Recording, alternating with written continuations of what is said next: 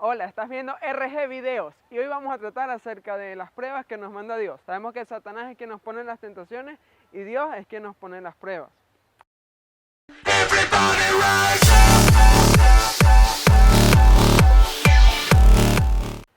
Una prueba es una oportunidad para que nosotros demostremos nuestro potencial y nuestra madurez.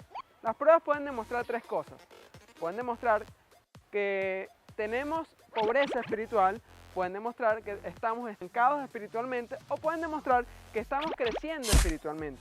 Muchas veces nos pasa que desde que aceptamos a Cristo empezamos a tener pruebas y distintos problemas, se nos daña el carro, de pronto tenemos muchos problemas en la casa, entonces empezamos a tener muchas pruebas y decimos que wow, cuando yo no tenía a Cristo no tenía tantos problemas, pero ahora que tengo a Cristo tengo muchos problemas y resulta que son pruebas. Esto me recuerda a José, el del libro de Génesis, sí ese.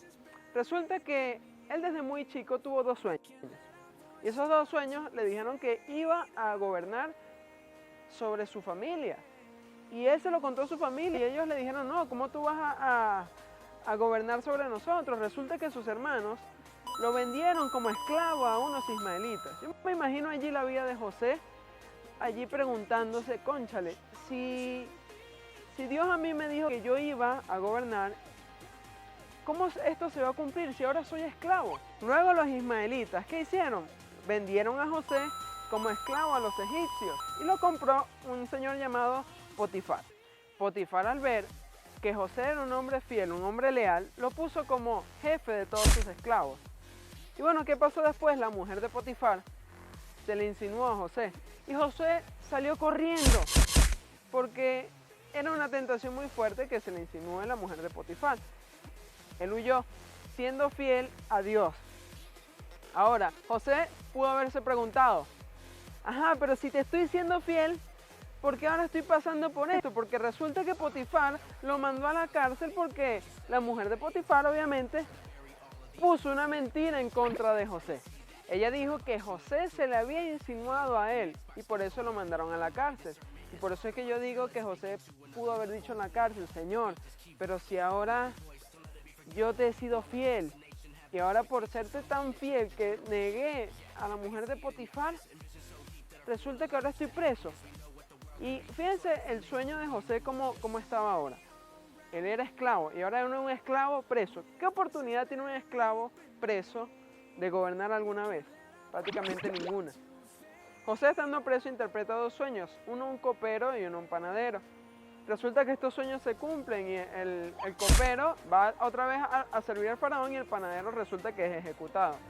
El copero, como le había dicho a José que se iba a acordar de él y no se acordó, yo me imagino a José que estando preso, él habrá dicho, Señor, pero ¿dónde está tu ayuda? Si ni siquiera el copero se está acordando de mí.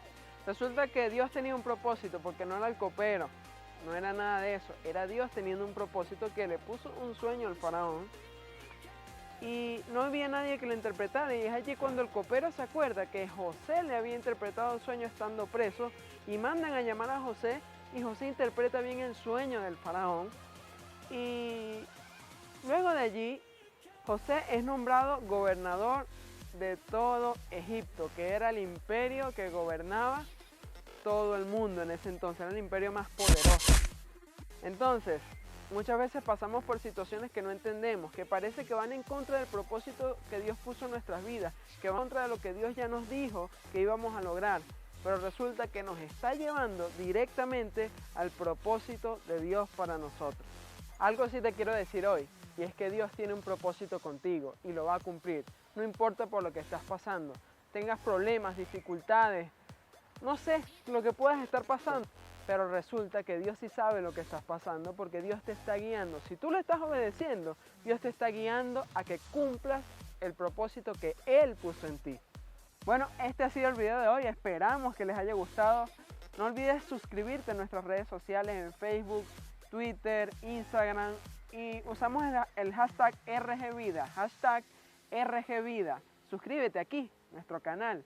Ya. Dios te bendiga. There's so many around the world.